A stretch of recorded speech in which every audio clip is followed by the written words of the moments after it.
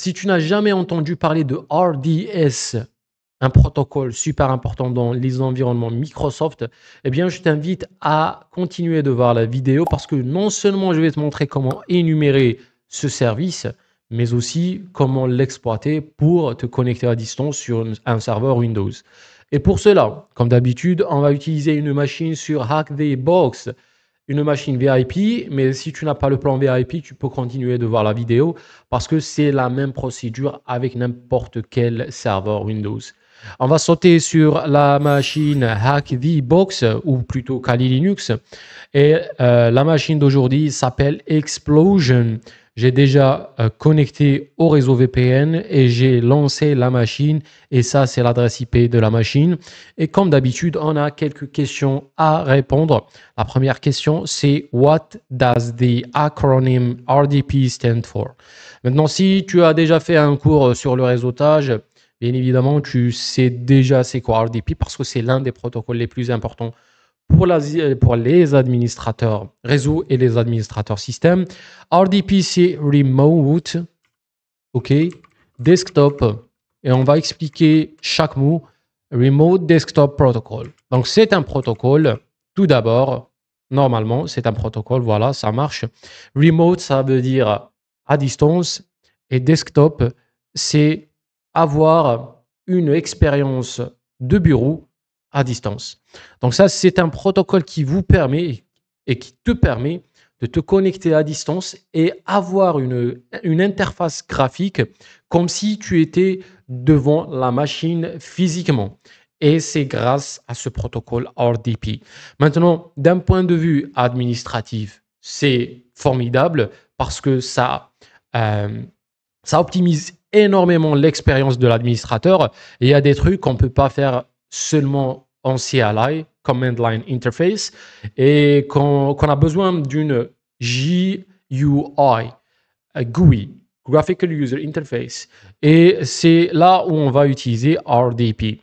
Le problème, c'est que ça permet, dans certains cas, si RDP n'est pas bien configuré, de nous permettre, nous, en tant qu'attaquants ou en tant que pentester, de nous connecter aussi à distance à ces serveurs.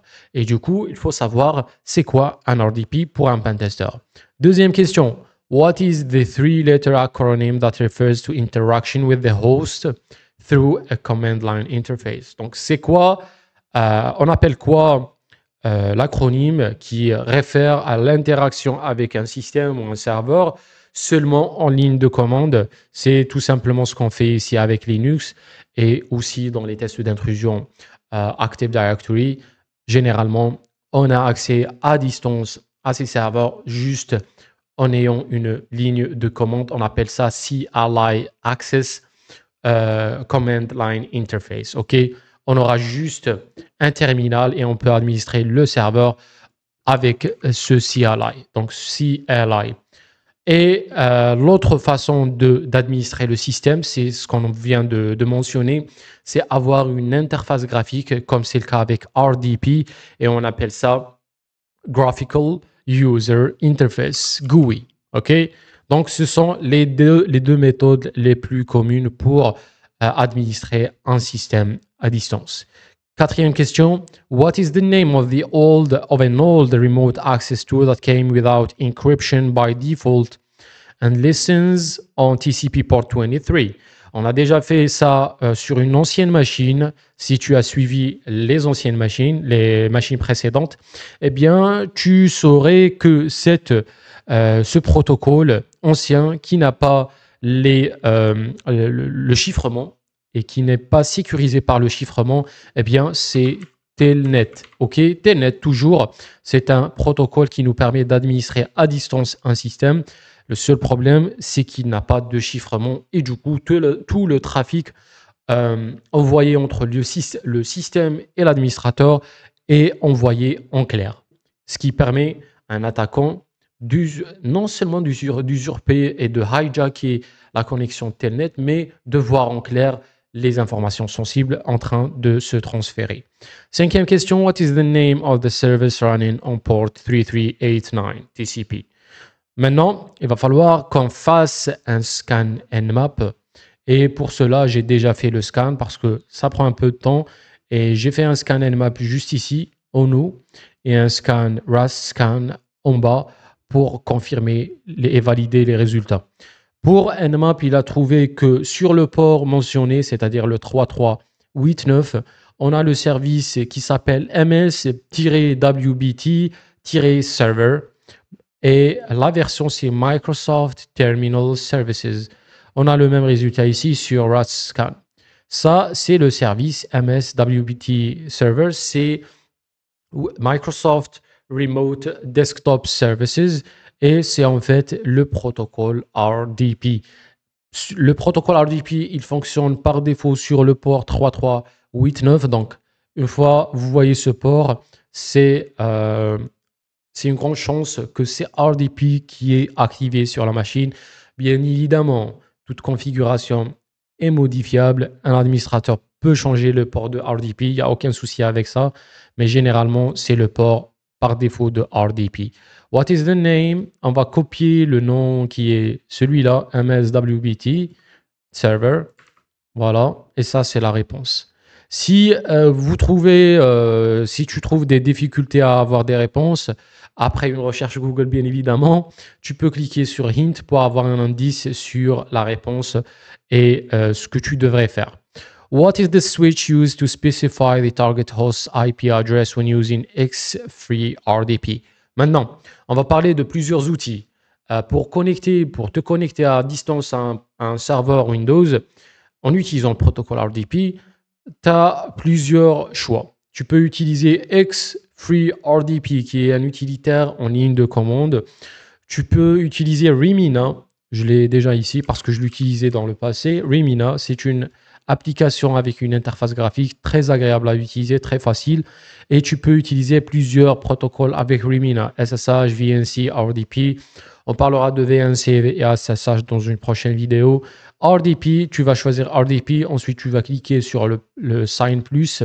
Et là, tu vas entrer l'adresse IP ou le Fully Qualified Domain Name du serveur, le nom d'utilisateur et le mot de passe. Bien évidemment, pour te connecter à distance, il te faut un nom d'utilisateur sur le serveur distant pour pouvoir te connecter.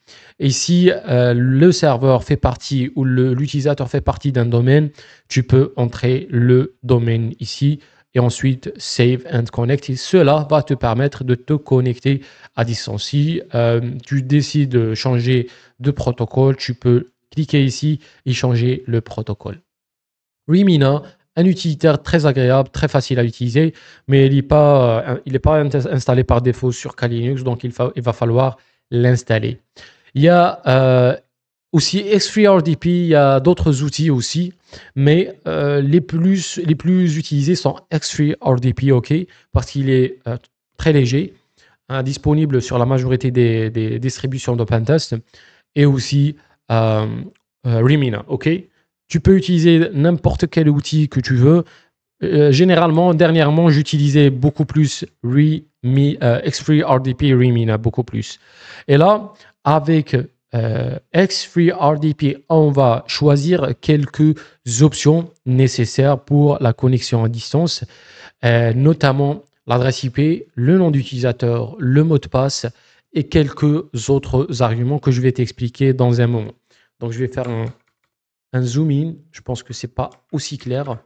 Voilà, parfait. Et je vais draguer ça juste ici. Parfait. Maintenant, X3RDP déjà installé. Si tu veux lire la documentation ou bien le manuel de X3RDP, tu peux faire X3RDP-H et cela va te donner accès à tous les arguments utilisables avec X3RDP. Mais ici, on va voir les arguments requis. Ici, /v, c'est pour mentionner l'adresse IP, bien évidemment. Ensuite, /u pour le username, pour mentionner le nom d'utilisateur.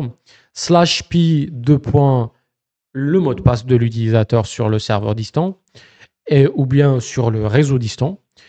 /cert pour ignorer les certifications, parce que des fois, on a des erreurs de certification. Et bien, on va les ignorer avec cert. Le size, /size 90%, c'est pour mentionner la taille de l'interface graphique que vous voulez avoir. Généralement, je choisis 90%, 80% pour avoir une meilleure expérience.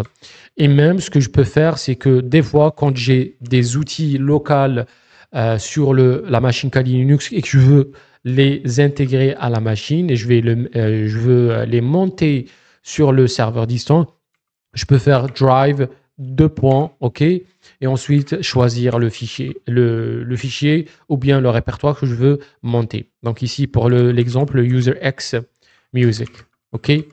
Dans ce répertoire, j'ai tous les outils de pentest que j'ai besoin. Eh bien, ça, c'est la commande que j'utilise souvent pour me connecter à un serveur Windows. Si on retourne ici, what is the switch? Pour spécifier l'adresse IP, donc c'est /v submit. Voilà, c'est parfait. Ensuite, what username successfully returns a desktop projection to us with a blank password. Maintenant, ça, c'est une question un peu bizarre, je vais dire, parce que souvent, dans un pentest réel, c'est tout un processus pour trouver non seulement les noms d'utilisateurs, mais aussi pour ensuite brute forcer les noms d'utilisateurs avec les mots de passe. Et il faut faire très attention à la politique de mot de passe parce que souvent dans un domaine, si on essaie un mauvais mot de passe plusieurs fois, cela va bloquer l'utilisateur de sa machine, ce qui est un gros problème dans un pentest. C'est toute une procédure et on va parler de ça dans le pentest Active Directory.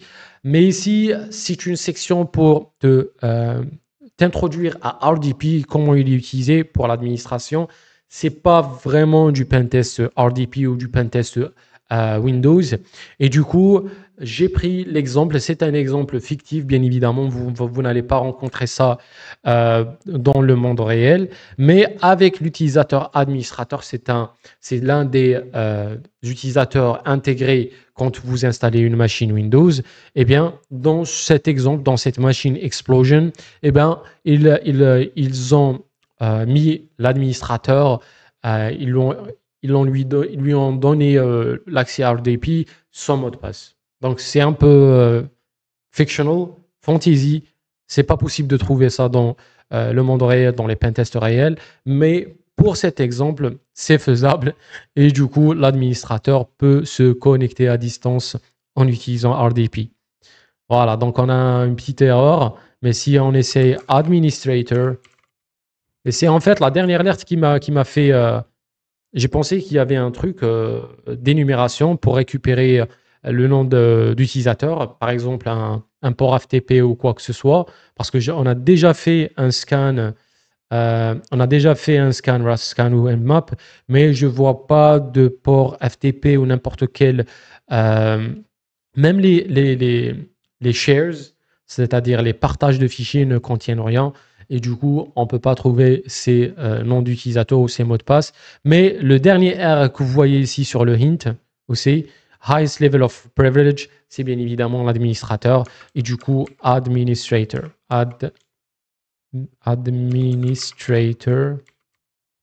Administrator, non, c'est ça. Voilà, parfait. Maintenant, il demande le root flag. Je vais vérifier rapidement ma connexion. Je vais arrêter la connexion et la relancer. Voilà, j'ai perdu la connexion. Et maintenant, je vais essayer de la rétablir. Voilà. On revient sur le terminal et je vais relancer la machine. Je vais juste m'assurer que l'adresse IP est juste. C'est pas la bonne adresse IP. C'est pour ça. Donc, je vais arrêter ça. Clear. Et je reprends l'adresse IP. Ça, c'est une ancienne adresse IP que j'ai utilisée pour le scan hier. Donc voilà, ça devrait marcher. On change l'adresse IP et cela va nous permettre de nous connecter en RDP. Et tu peux voir que l'interface prend 90% de la taille de mon écran. Et je peux cliquer sur Yes. Et ça, c'est un serveur Windows, comme tu peux le voir ici. On peut cliquer sur Local Server pour voir si c'est un serveur qui fait partie d'un domaine. OK. On agrandit la page. Dashboard, All Servers, l'adresse IP, Explosion, Windows Activation not activated, et on peut voir les informations du serveur local. Donc, ça ne fait pas partie d'un domaine et c'est parfait. Donc, je ferme ça et le flag, il est juste ici sur le fichier flag.txt. Je prends le flag et je le mets dans la dernière question pour la valider. Parfait. Donc ça, c'est comment se connecter avec RDP. Un protocole très important. Et il faut aussi savoir que dans un test d'intrusion réel, tu peux avoir des problèmes de connexion, comme c'est le cas ici. S'il y a un petit souci avec la connexion, tu perds la connexion et tu perds l'interface graphique. Et ce qu'on a fait ici, c'est Drive Home User X Music. Je vais vous le montrer. On va remarquer que le répertoire local, il est intégré, il est monté sur la machine distance, ce qui permet la facilité de transférer des outils, etc. Mais aujourd'hui, je pense qu'on a un problème avec le réseau VPN. Même chose.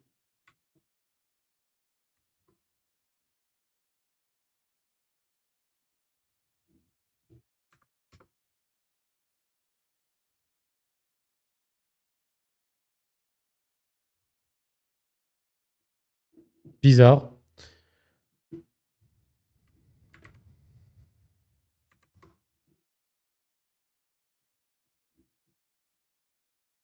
Oh, ils ont arrêté la machine. Damn. On va relancer la machine. J'ai pas fait attention. Quand on a mis le dernier flag, ils ont arrêté la machine automatiquement. C'est pour ça. Donc, je vais mettre la nouvelle adresse IP juste pour vous montrer comment monter un répertoire à distance. Parce que ça facilite énormément les choses dans un pentest. On n'a pas besoin d'utiliser des commandes, etc. Des fois, les commandes sont bloquées par défaut. Des fois, il n'y a pas d'outils pour transférer les répertoires. Généralement, ce que j'utilise, c'est soit monter à distance le drive, comme on le voit ici avec XFreeRDP, ou bien héberger un serveur web sur ma machine Kali pour pouvoir faire le transfert rapidement. S'il y a une interface graphique, bien évidemment. Donc, on revient ici, je mets adresse IP, entrée. Et cela va nous permettre de nous connecter. Voilà, parfait.